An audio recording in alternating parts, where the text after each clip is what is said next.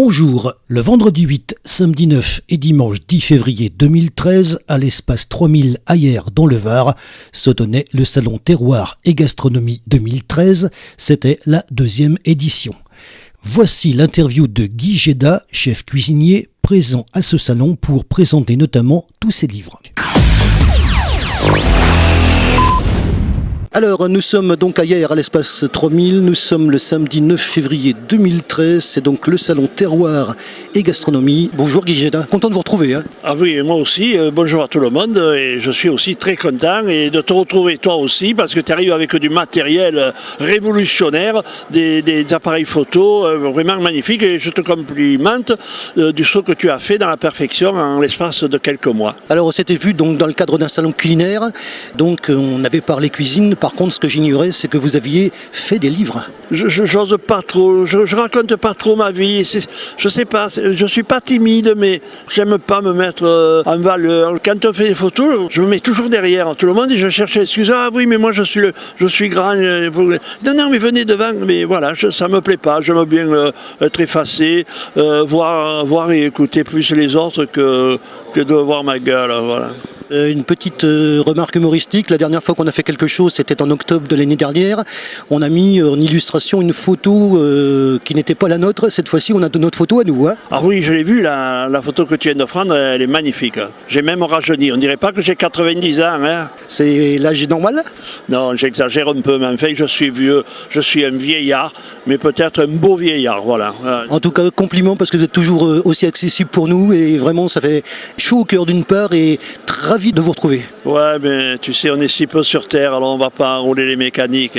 Aujourd'hui, on est ça, et malheureusement, demain, on ne sera plus rien. Alors, il faut y penser à ça, et ceux qui roulent les mécaniques, c'est des pauvres couillons. D'accord, on prend note. Parlons maintenant des livres. Alors, ça en fait combien maintenant ? Eh bien, ça fait, là, les 4 derniers, je les ai faits avec un copain, avec Robert Monetti. Donc, en plus, on a été contacté par les éditions Ouest France, en Bretagne. Vous voyez, même les Bretons, ils s'intéressent à la Provence.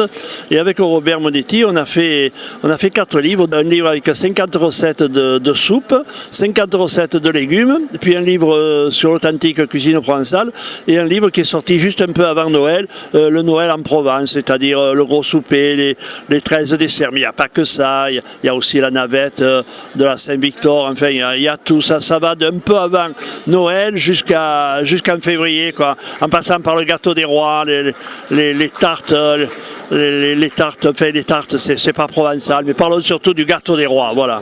On peut séparer livre par livre ? Ah oui, donc là il y a 4 livres, mais ensuite dans la même année a été réédité mon livre au miel, donc c'est Saveurs de miel.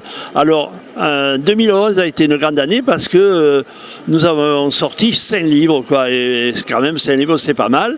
Il y a eu aussi les lettres de ma cuisine l'année d'avant.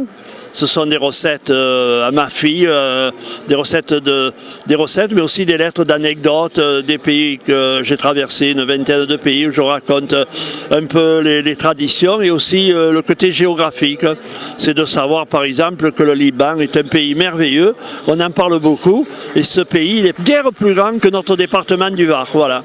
Quand on pense que le Liban c'est grand comme 1,5 fois le Var, on n'en revient pas, quoi. Voilà. Puis il y a toujours la figue, puis il y a les recettes à la châtaigne, enfin il y en a 15, quoi, voilà, et bientôt il va sortir les recettes aux fenouilles, voilà, les recettes aux fenouilles. Je suis ravi parce qu'il y a plein de monde sur votre stand. Voilà, oui, ben, ça va, ben, je me plains pas, les livres marchent très bien, et puis il y a le choix, quoi. Pour celui qui aime la cuisine au miel, il y a le miel, pour celui qui aime la cuisine à châtaigne, il y a la châtaigne, il y a la figue, il y a tout ce qu'on veut, il y a le coin, et il y a l'authentique cuisine de Provence aussi, quoi, voilà. J'ai pas parlé du DVD, il y a un DVD, la cuisine à domicile, bon, c'est bien, il faudrait en parler de celui-là, voilà. Acheter les livres, c'est les vrais, c'est parce que c'est écrit par un cuisinier et écrit par un provençal. Oui, mais là on n'est pas à la fête du livre quand même, on en est dans un salon culinaire. Alors si on parle de la fête du livre, je suis invité au Salon du livre à Paris. fin mars. Voilà. Donc c'est un honneur j'imagine. Hein. qu'un cuisinier de Provence est invité à présenter ses livres au Salon du Livre à Paris. C'est quand même pas mal. Voilà, j'en suis très fier et je roule presque les mécaniques. Non, mais on peut, mais moi je regarde un petit peu les livres, comment c'est fait. Alors déjà la présentation, hein, ça donne envie quand même. Hein. On ne regarde pas le contenu, mais rien que la présentation. Hein. C'est exact. Les livres sont très beaux parce qu'il y a un livre quand même qui a été édité par Larousse. C'est quand même Larousse, c'est des drôles d'éditions. Les éditions Ouest France, ce sont des éditions extraordinaires parce que je pense que c'est l'éditeur le plus honnête au monde. Les éditions Ouest France, alors chapeau d'une honnêteté extraordinaire. Et puis nous avons quand même les éditions Mélis à Nice qui m'ont fait 3 livres dont La Châtaigne, Le Miel et Les Lettres de ma cuisine, vraiment avec des belles couvertures en carton, c'est très costaud, c'est du beau travail, quoi, voilà. Ravi de vous revoir, on se dit à la prochaine. À l'an Kevin. Merci beaucoup. C'est toujours un plaisir que de retrouver Guy Gieda qui, lorsque vous l'avez interviewé une fois, s'en souvient la fois suivante. Note humoristique, lors de la prise des photos d'accompagnement de ce reportage audio, j'ai veillé à ce qu'il soit au premier plan. Il ne pouvait donc pas se cacher derrière ses camarades, comme il nous l'a dit dans ce reportage. Retrouvez nos sujets sur la chaîne YouTube KXTC Podcast. Vous pouvez retrouver également nos informations sur la page Facebook KXTC Podcast ainsi que sur Twitter. Je vous souhaite une excellente matinée et je vous retrouve très vite sur un prochain reportage pour KXTC Podcast.